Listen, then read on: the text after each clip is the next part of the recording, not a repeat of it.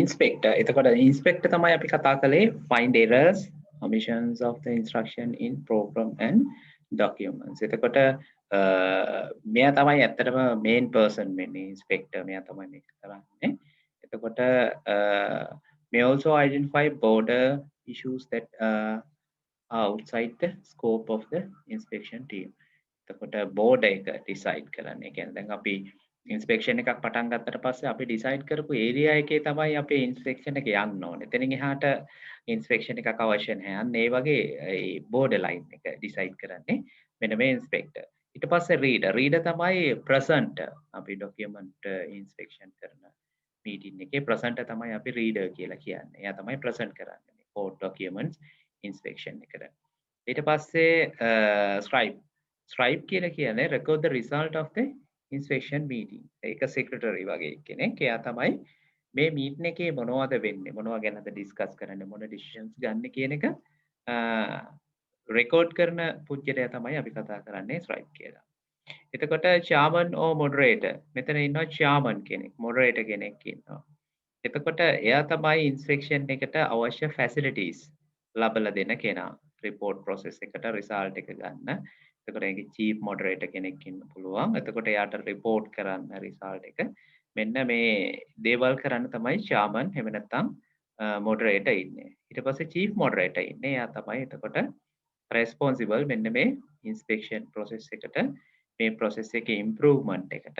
එතකොට මේකේ ඊට පස්සේ ඒකේ තියෙන checklist update standard development විතර stand සමහරලාට ඩිවලොප් කරන්න සිද්ධ වෙනවා. ඒ වගේ දේවල් ඊට software එකට මේ inspection එක apply කරන්න වෙනවා. එතකොට ඒකේ responsibility එක තියෙන්නේ chief moderator. එතකොට මේගොල්ලෝ තමයි inspection එකක inspection meeting එකක ඉන්න roles ටික අපිට ගන්න පුළුවන්. author නැත්නම් owner, inspector, reader, scriber, chairman ඊට පස්සේ chief moderator මේ ටික තමයි අපිට roles විදිහට කතා කරන්න පුළුවන්කම තියෙන්නේ.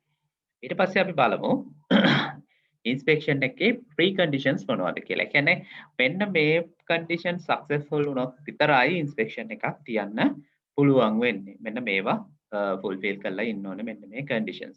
අපි one by one බැලුවොත් මේකේ තියෙනවා precise specification must be available. එතකොට අපි මේ කතා කරන specifications තියෙන්න ඕන meeting එකට කලින් meeting එක වෙලාවට ඒවා අවශ්‍යයි පාවිච්චි කරන්න. Team members must be familiar with the organization standards. අපි කිව්වා inspection වලදී අපි standards ගැන කතා කරනවා කියලා. මේ standards කියලා කිව්වම ඔයගොල්ලෝ දන්නවා එක එක organizations පාවිච්චි කරන එක එක standards තියෙනවා. අපි ගත්තොත් database වල standards තියෙනවා, ඊට පස්සේ coding වල standards තියෙනවා. ඒ වගේ දේවල් තියෙනවා. එතකොට මෙන්න මේවා ගැන හැමෝම දැනගෙන ඉන්න අවශ්‍ය වෙනවා. ඒක තමයි එතනදී කියන්නේ. coding standards ගැන කතා කළොත් අපි දැන් අපි සමහර වෙලාවට අපි කතා කරලා තියෙනවා camel notations use කරනවා code එකකට.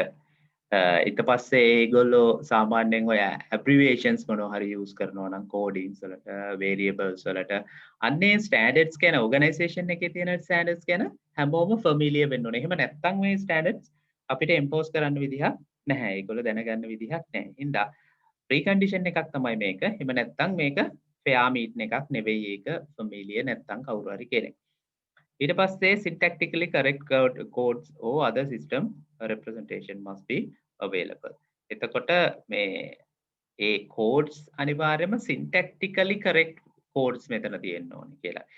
එතකොට ඒ කියන්නේ දැන් syntactically okay වුණත් ඒ කියන්නේ syntax එකක් විදිහට බැලුවට code එක okay වුණත් සමහර වෙලාවට generate වෙන output එකත් එක්ක code වල errors තියෙන්න පුළුවන්. example එකක් විදිහට for loop එකක් ලියනවා. මේ for loop එකේ syntax එක හරි. හැබැයි උනට අපිට අවශ්‍ය output එක නෙවෙයි මේ for loop එකෙන් generate වෙන්නේ. අන්න ඒ වගේ අවස්ථා check කරගන්න ඕනේ. ඒ හින්දා syntactically නිතරම correct වෙන්න ඕන මේ inspection එකකට කියන code එකක්. මේක සාමාන්‍යයෙන් tool එකක් through වෙනවා. දැන් අපි ගත්තොත් ගොඩක් ඔය පාවිච්චි කරන case tools තියෙනවා. අපි ගත්තොත් දැන් C# ගැන කතා කරනවා නම් Visual Studio තියෙනවා. Visual Studio through code කරනකොට ඇත්තටම syntactical errors වලට ඒකේ ඉඩක් තියන්නේ නැහැ. tool එකෙන් මේක correct කරනවා. ඒ හින්දා අනිවාර්යෙන් inspection එකකට එනකොට ඒ code එක syntactically correct වෙන්න ඕනේ. එහෙම දැන් කෝඩ් වල තියෙන සින්ටැක්ස් එරර්ස් තියෙන්න බෑ ඒක ලැන්ග්වේජ් එකේ දෙයක් නේ. එතකොට මෙතන තියෙන්න පුළුවන් නේ අර අවුට්පුට් එක එන විදිහේ අවුලක් හරි එහෙම නැත්නම් ඒක යොදලා තියෙන විදිහේ අවුලක් හරි තියෙන ඒ කියන්නේ එහෙම ඉෂුව එකක් තියෙන එකක් තමයි මෙතනදී මෙන්ෂන් කරන්න ඕනේ. ඒතර සින්ටැක්ස් මේ කෝඩ් වල සින්ටැක්ස් එරර්ස් තියෙනවා මෙතනට යූස් කරන්න බෑ කියන එක තමයි කියන්නේ. and error checklist should be prepared. ඒ කියන්නේ අපි මොන වගේ errors ගැනද මේකේ බලන්නේ. ඒ කියන්නේ දැන් අපි ගත්තොත් ඇත්තටම variable declaration එකක මොනවා හරි තියෙනවා නම් issues ඒවද. එහෙම නැත්නම් අපේ standards තියෙන වගේ මොන තැන්ද අපි බලන්නේ. ඒ වගේ error checklist එකක් තියෙන්න ඕනේ inspection meeting එකට කලින්. Management must accept the inspection will increase cost early in the software process. ඔයගොල්ලෝ දන්නවා software එකක cost එක ගැන කතා කරන්නේ. අපි costing ගැන කතා කරන්නේ allocate කරන්නේ specification වලමයි. ඒතර time allocation වලදී cost allocation වලදී මෙන්න මේ testing වලට ඒ allocate කරපු cost එක සහ ඒ time එක තියෙන්න ඕන කියලා කියනවා precondition එකක් විදියට. මොකද එහෙම නැති වුණොත් මේ කරන inspection process එක කරන්න වෙන්නේ නැහැ. මේක point එකක් විදියට දාලා තියෙන්නේ. සාමාන්‍යයෙන් වෙන්නේ අපි මේක කලින් කතා කරලා තියෙනවා class එකේ තැනින් තැන අපි schedule එක හැදුවට schedule එක හැම වෙලාවෙම slip වෙනවා. ඒ slip වෙලා අන්තිමට testing වලදී තමයි මේ තියෙන schedule එක slip එක ආපහු revise කරගන්න පුළුවන් වෙන මොකද testing වල තියෙන time එක අඩු කරලා. ඉතින් ඒ වගේ වෙලාවල් වලදී ඒ හින්දා තමයි කියන්නේ මෙතන මැනේජ්මන්ට් එක ඒක අප්‍රූව් කරලා ඇක්සෙප්ට් කරලා තියෙන්න ඕනේ කියලා. ඊට පස්සේ තවත් ගොඩාක් වැදගත් දෙයක් තමයි මේක අනිවාර්යයෙන් මේ එක්සෑම් එකේදීත් හැමතැනම වගේ අහලා තියෙනවා. ඒ වගේම තමයි ඉන්ස්පෙක්ෂන් එකකදී මෙන්න මේ දේ නම් අනිවාර්යයෙන්ම වෙන්න ඕන. මොකක්ද ඒ management should not use inspection for staff appraisal. එතන දීලා තියෙන example එකක් විදියට finding out who make mistakes. දැන් මෙතන ඇත්තටම හොයන්නේ කවුද මේ mistake එක කළේ කියන එක හෝ එයාට පනිෂ් කරන එක නෙවෙයි. එතකොට ඒක කොහොමවත් මේ inspection එකකදී වෙන්න බෑ. මේකේ කොතනද වැරද්ද කියන එක විතරයි හොයන්නේ. කවුද මේක කළේ කියන එක ඒක අදාළ දෙයක් නෙවෙයි. appraisals වලදී තමයි ඒවා කරන්නේ. එතකොට inspection වල highly recommended මෙතන කියලා තියෙනවා පැහැදිලිවම එහෙම දෙයක් වෙන්න බෑ කියලා. right? එතකොට ඔය තමයි preconditions. ඔය preconditions fulfill කරගෙන inspection එකක් කරන්න පුළුවන්. මේ දෙන inspection process එකක් inspection එක අපි plan කරන්න ඕනේ ඉස්සෙල්ලා. ඊට පස්සේ plan කරපු එකේ overview එකක් බලන්න ඕනේ. ඊට පස්සේ individually presentation කරන්න ඕන. අපි අර කිව්වා කවුද present කරන්නේ කියලා. ඒ presentations කරන්න ඕනේ. present කරපු දේ inspect කරන්න ඕනේ meeting එකේදී. ඊට පස්සේ rework කරලා ඊට පස්සේ ඒක follow up එකක් දෙන්න ඕන. follow up එකක් කියලා කියන්නේ මේකේ අදාළ errors හොයාගෙන ඊට පස්සේ බලන්න ඕනේ මේක error එක ආයි correct කළාද කියලා.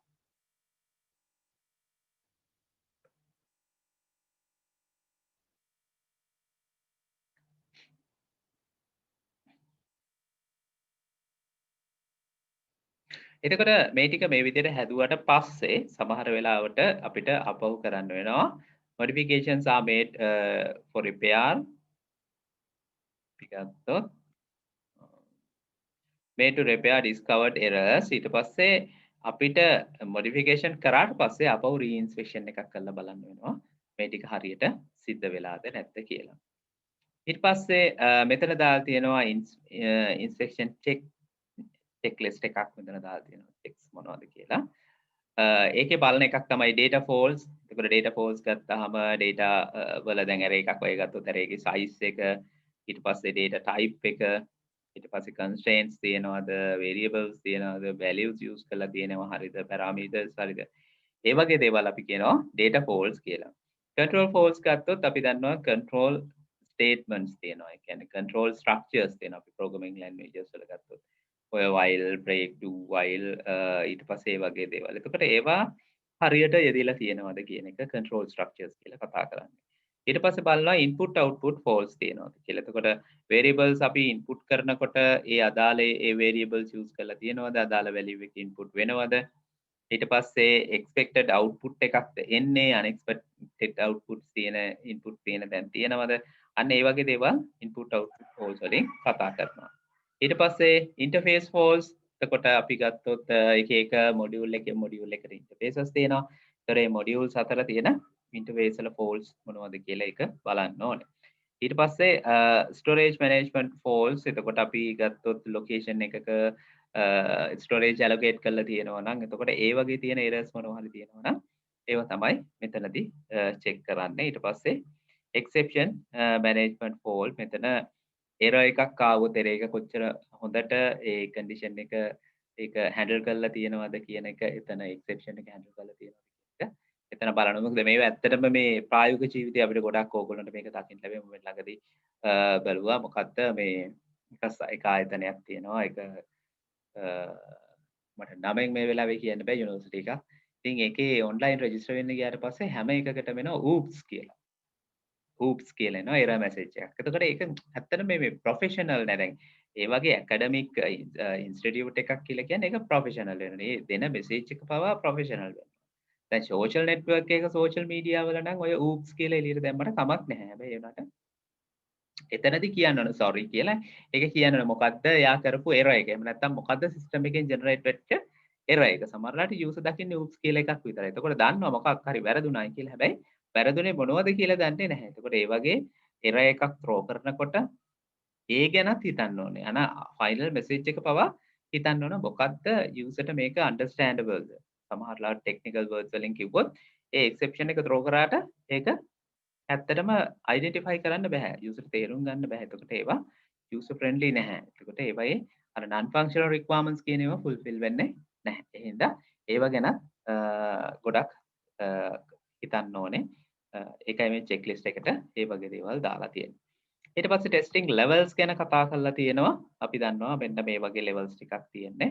යුනිට් ටෙස්ටිං තියෙනවා, ඉන්ටිග්‍රේෂන් ටෙස්ටිං තියෙනවා, ඉන්ටර්ෆේස් ටෙස්ටිං තියෙනවා, සිස්ටම් ටෙස්ටිං, ඇක්සෙප්ටන්ස් ටෙස්ටිං. ඊට පස්සේ තියෙනවා ඇල්ෆා, බීටා, රෙග්‍රෙෂන් ටෙස්ටිං කියලා ඔන්න ඔය වගේ ටෙස්ටිං ස්ටේජස් ටිකක් තියෙනවා. මම හිතන්නේ මේ ටිකේ යම් දේවල් අපි කලින් ඒවයි කතා කරලා තියෙනවා. හැබැයි මේක ස්මාර්ට් chart එකක්.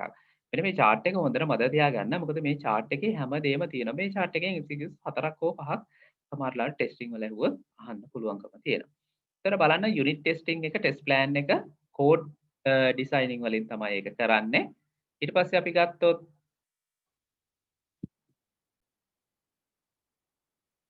කෝඩ් ඩිසයින් එක ඕන වෙන යුනිට් ටෙස්ට් එක චෙක් කරනකොට ඊට පස්සේ ඩිසයිනර් තමයි ඕත විදිහට ඉන්නේ. ටෙක්නික්ස් ටිකක් දාලා තියෙනවා white box, black box, static techniques. මේවා ගැන අපි දන්නවා දැන් කතා කරලා තියෙනවා.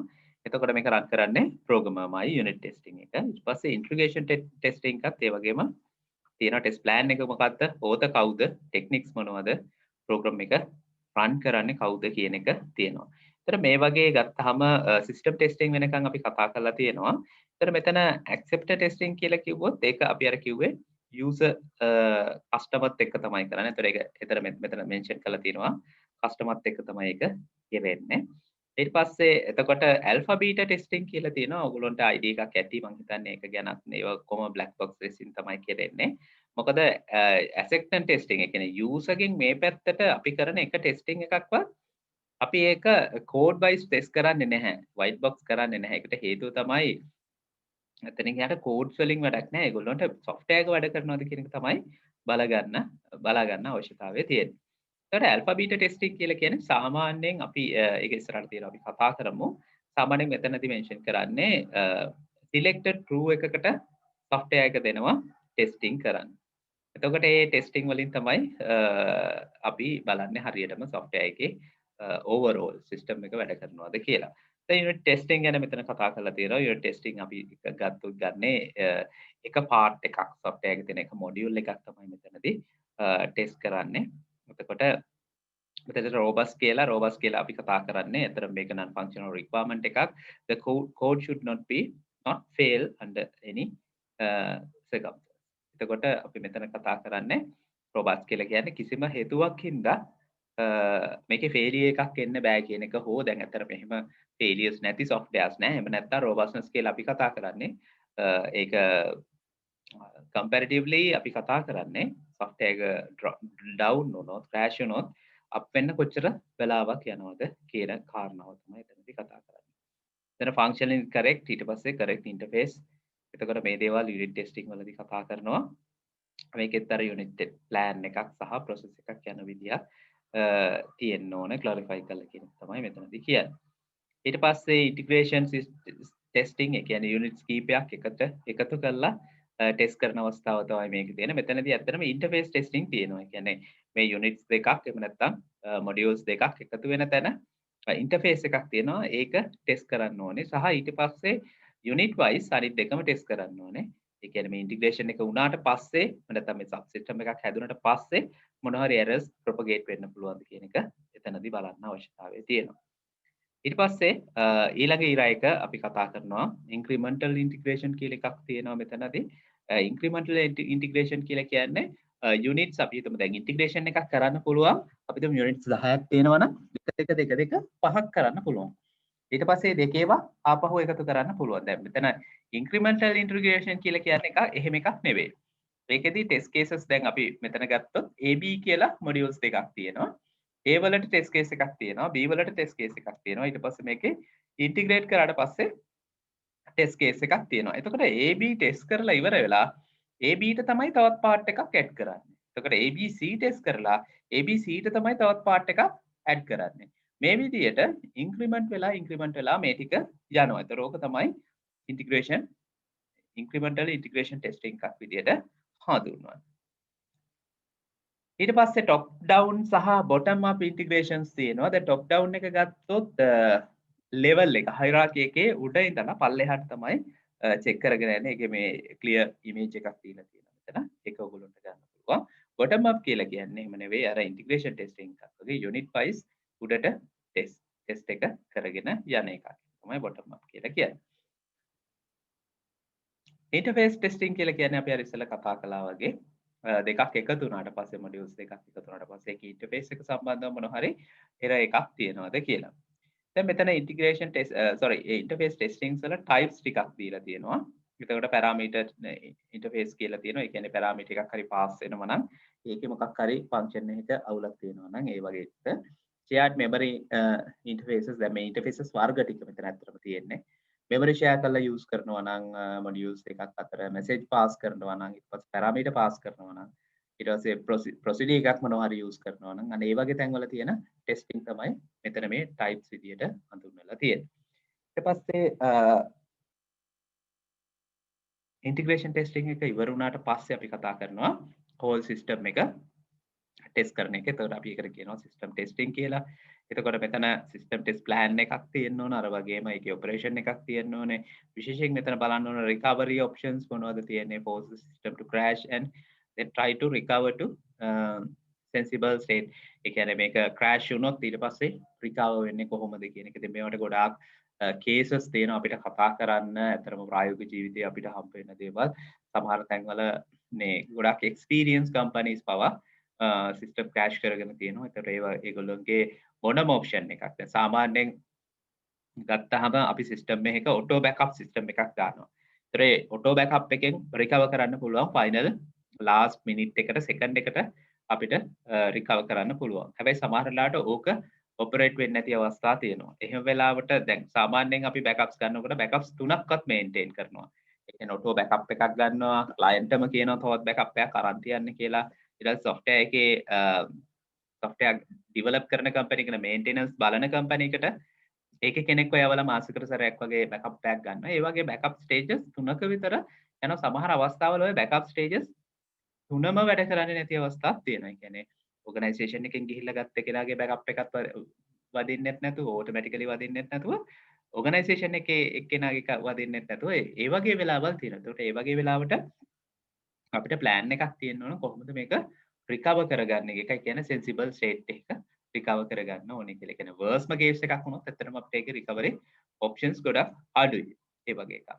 ඊට පස්සේ security ගැන කතා කරලා තියෙනවා. security enforce කරලා තියෙන කොහොමද මේ testing එක ඇතුලේ. ඊට පස්සේ stress එක කොහොමද තියෙන්නේ overload වුණොත් සිස්ටම් එක කොහොමද එතනින් එහාට වෙන්නේ performance කොහොමද කියන එක එතරම්දි බලන. ඒතර සිස්ටම් එකේ total overall performance බලන්න තියෙන එකම තැන තමයි මේ සිස්ටම් ටෙස්ටිං එක.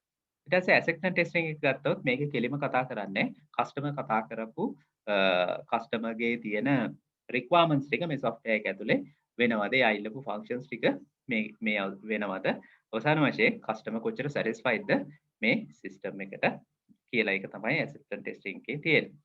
එතකොට ඇල්ෆා ටෙස්ටිං බීටා ටෙස්ටිං කියලා කියන්නේ අපි සාමාන්‍යයෙන් ඇල්ෆා ටෙස්ටිං වලදී කියන්නේ රිලේටඩ් මේ ප්‍රොඩක්ට් එකට රිලේටඩ් ක්‍රූ එකක් අපි ස්පෙෂලිස්ට් ටිකක් ගෙන්නගෙන ඒගොල්ලොන්ට ඒ කස්ටමර්ස්ලට ඩිස්ට්‍රිබියුට් කරනවා මේ සිස්ටම් එක ටෙස්ට් කරලා බලන්න කියලා. දැන් අපි එක්සැම්පල් එකක් විදියට ඔෆිස් පැකේජ් එකක් වුණොත් ඒ ඔෆිස් පැකේජ් එකේ පොටෙන්ෂල් කස්ටමර් බේස් එකක් ඉන්නවා. ඒතර ඒගොල්ලන්ට දෙනවා මේක ටෙස්ට් කරලා බලන්න කියලා. එතකොට ඊළඟට බීටා ටෙස්ටිං වලදී අපි කරන්නේ ඕනම කෙනෙක්ට මේක වයිඩ් ඔඩියන්ස් එකක් මේක ඇත්තටම. ගොඩක් වෙලාවට ඔයගොල්ලෝ දැකලා ඇති බීටා versions කියලා software වල එනවා. ඔයගොල්ලෝ ඒවා පාවිච්චි කරලා ඇති. පාවිච්චි කරලා feedbacks දීලා ඇති. දැන් Windows 10 වුණත් ඉස්සලම බීටා version එකක් විදිහට ආවේ. ඉතින් ඒගොල්ලොන්ට නම් මම හිතන්නේ ඔයගොල්ලෝ දෙන්නේ නැතුව ඇති feedback. හැබැයි ඒගොල්ලෝ ගත්තා. දැන් Windows 10 වල අපි දන්නවා ඒගොල්ලොන්ට ඕන නම් මොකක් හරි අප්ඩේට් එකක් ආවොත් කෙලින්ම අපේ මැෂින් එකට දාලා අප්ඩේට් එක ඉන්ස්ටෝල් කරලා වැඩ කරනවද කියලා බලලා වැඩ කරන්නේ නැත්තම් ඒගොල්ලෝ අනිත් පැත්තට කරන්නේ මේ ආපහු ඒක අන්ස්ටෝල් කරලා දානවා. ඉතින් අපේ data load එකෙන් මම හිතන්නේ සාමාන්‍යයෙන් අප්ඩේට් එකකට gigabyte 3-4ක් වගේ යනවා. ඒ වගේත් ඉතින් ඒගොල්ලෝ ඒ software වලට use කරනවා. ඒව තමයි beta testing කියලා අපි කතා කරන්නේ. ඊට පස්සේ regression testing. එතකොට regression testing එකක් කියලා කියන්නේ දැන් මේකේ software එකේ change එකක් මොකක් හරි කරාට පස්සේ application එකට ඒකෙන් propagate වෙන errors මොනවද කියන එක. එතකොට changes කරපු හැම වෙලාවෙම මෙන්න මේ regression testing එක කරන්න ඕනේ. එතකොට regression test plan එකක් තියෙන්න ඕනේ. එතකොට ඒව through තමයි මේක කරගෙන යන්න පුළුවන්කම තියෙන්නේ. ඒතර ඔහොම තමයි alpha beta testing ඊට පස්සේ regression testing තියෙන්නේ. මේ වගේ exam එකට ගොඩක් වෙලාවට විස්තර ලියන්නත් එන්න පුළුවන්. එහෙනම් what is alpha testing කියලා ඇහුවොත් ඔයගොල්ලන්ට ලියන්න answer එකක් තියෙන්න ඕනේ. හින්දා ලියලා පුරුදු වෙන්න මේක ගොඩක් වෙලාවට. දැන් ඔයගොල්ලන්ට structured ලියන්නත් මේකේ semester 3 වල හම්බ වෙනවා. ඊට පස්සේ back to back testing. එතකොට මේකෙදී කරන්නේ versions කීපයක් test කරනවා කියන back to back කියලා කියන්නේ. එන versions කීපයක් software versions කීපයක් කොහොම විදිහට test කරනවට අපි කියනවා back to back testing කියලා. ඊට පස්සේ තව තියෙනවා thread testing කියලා එකක්. එතකොට මෙතනදී කරන්නේ thread එකක්. ඒ කියන්නේ මෙතනදී අපි ගත්තොත් system එකේ thread එකක්. system එකේ sequence එකක් කියලා අපිට අතරම කියන්නේ operational sequence එකක් thread එකක් සම්පූර්ණ test කරන එකක් තමයි මෙතන තියෙන්නේ. එතකොට මේකේ තියෙනවා start with a single event thread then go on to multiple event threads. ඒ කියන්නේ එක thread එකකින් එක event එකකින් පටන් ගෙන events කීපයකට යන එක තමයි මේ thread testing වලින් කරන්නේ. ඒකේ advantages disadvantages දීලා තියෙනවා. advantages කියලා කියන්නේ suitable for real time object oriented system. Disadvantage difficult to access test accuracy because of a large number of events combinations. දැන් ගත්තොත් real time object oriented test වලට මේක suitable කියලා කියනවා. මොකද එක thread එකකින් පටන් ගත්තාම ඒකේ end එකට යනකම් combination එකක් කරහා යන්න පුළුවන්. දැන් ඕගොල්ලන්ගේ මේ final year project එක ගත්තොත් ඒකත් ගොඩක් වෙලාවට මේ බේස් මේ වගේ තමයි බේස් එක. ඔයගොල්ලන්ට මොකක් හරි සිනාරියෝ එකක් ගැන කතා කරන්න කියලා කියනවා. එතනින් එහාට සම්බන්ධ වෙන අනිත් සිනාරියෝස් ගැන ප්‍රසන්ටේෂන් කරන්න කියනවා. එතකොට දැන් කපාර ගිහිල්ලා ප්‍රසන්ටේෂන් එකක් නෙවෙයි ඇත්තට මෙතනදී වෙන්නේ. ඒගොල්ලෝ ක්වෙස්චන් කරනවා. ඒ විදිහට කරගෙන යන්නේ. එතකොට ඒ වගේ දෙයක් තමයි මෙතනදී කතා කරන්නේ. එතකොට ඇත්තටම දැන් අපි YY එකට දෙන්නේ එහෙම නැත්නම් අපි ප්‍රොජෙක්ට් එක විදිහට කරන්නේ ගොඩක් පුංචි software එකක්. හැබැයි සමහර softwares තියෙනවා ගොඩක් ලොකුයි. එහෙම thread wise අරගෙන ඒකේ combinations ගොඩක් වැඩි හින්දා test කරගන්න අපහසුතාවයක් තියෙනවා. ඒක තමයි disadvantages විදිහට මෙතන කතා කරලා තියෙන්නේ. එතකොට statistical software testing අපි කතා කළා object oriented. එතකොට දැන් මේ දක්වා කතා කරපු මේ දේවල් අපි statistical තමයි කියලා තමයි කතා කරන්නේ. එතකොට මෙතනදී අපි ගත්තොත් statistical වලදී මෙතනදී ඇත්තටම statisticals වලදී random inputs කියන එක අපි පාවිච්චි කරනවා. ඒ කියන්නේ randomly inputs පාවිච්චි කරනවා.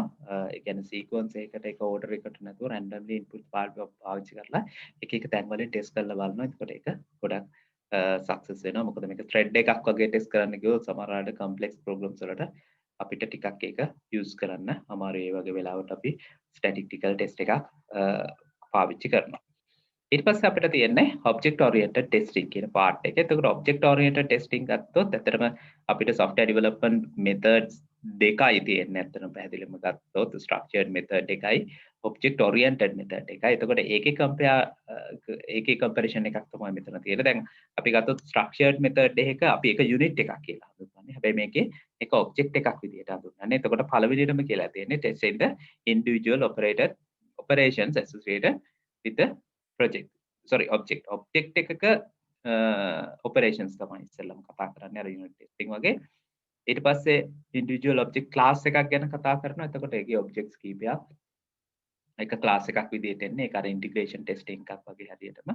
ඊට පස්සේ ඒ class එකේ clusters ගත්තොත් classes කීපයක් එකතු වෙලා clusters හැදෙනවා. ඒ clusters වල objects ඊට පස්සේ top down විදිහට හෝ bottom up විදිහට testing එකක් කරනවා. ඊට පස්සේ testing the object oriented system whole system එක test කරන අවස්ථාව තමයි ඊළඟට තියෙනවා. ඒ විදිහට තමයි object oriented testing තියෙන්නේ. ඒතර class testing අර විදිහමයි unit testing එකක් වගේමයි ඒ object එකට අදාළ දේවල් ටික test කරගෙන යනවා. ඊට පස්සේ integration අපි අර කතා කරපු integration testing වගේ ඒකේ class එකකට object එක එකතු වෙන cluster එකකට ඒ විදිහට කතා කරගෙන යනවා. ඊට පස්සේ thread testing තියෙනවා මේකෙත් අර වගේමයි use case scenarios based testing එහෙමත් තියෙනවා. ඒ කියන්නේ scenario එකක් අරගෙන ඒ කියන්නේ අපි ගත්තොත් online purchasing system එකක අපි scenario එකක් ගත්තොත් online customer කෙනෙක් register වෙන එක scenario එකක්. ඒතර ඒ scenario එක දිගේ අපි test කරගෙන යනවා. ඊට පස්සේ එක customer කෙනෙක් purchase එකක් කරලා complete කරලා pay කරලා යන එක scenario එකක්. ඒතර ඒක ඒ විදිහට test කරනවා. ඒ වගේ එකක් තමයි කතා කරන්නේ scenario based testing කියලා. right?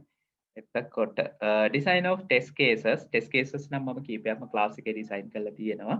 ඉතින් අතන මෙතනදී මතක් කරනවා නම් ඇත්තට මේකේ තියෙන්නේ අර අපි කියපු විදිහට එක අපි ඉස්සෙල්ලාම decide කරන්න ඕනේ. එහෙම නැත්නම් අපි ඉස්සෙල්ලාම select කරන්න ඕනේ මොන part එකටද අපි test case එක ගන්නෙ කියලා. එතකොට ඒ decide කරාට පස්සේ ඒ part එකට අදාළ inputs මොනවද outputs මොනවද කියලා determine කරන්න ඕනේ. ඊට පස්සේ අපිට පුළුවන් එක all possible reasons check කරනවා නම් අපිට පුළුවන් inputs outputs ඔක්කොම දාලා අදාළ inputs එක දාලා ඊට පස්සේ කොහොමද ඒක input කරන්න ඕනේ කියලා දාලා ඊට පස්සේ ඒකේ desired output එක දාලා ඊට පස්සේ ඒක result එක ලියන්න test case එක හදන්න පුළුවන්. මේක මම හිතන්නේ කීපස් රැක් මම class එකේ කරලා තියෙනවා. ඔයාලට මතක ඇති.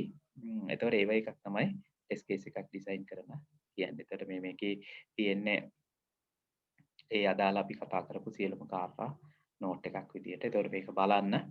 එතකොට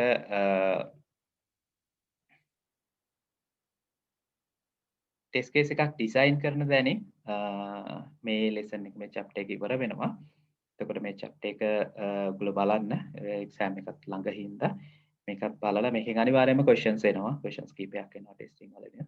ඒ හින්දා මේක අනිවාර්යයෙන්ම ඔයගොල්ලෝ බලන්න ඕන lesson එකක්. නැවත නැවත බලන්න. ඊට පස්සේ practice quizzes තියෙනවා VLE එකේ ඒ ටික කරන්න.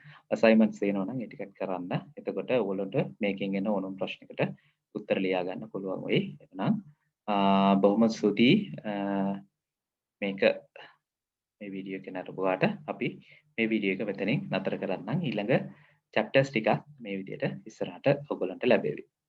එhmenan බොහොම ස්තුතියි.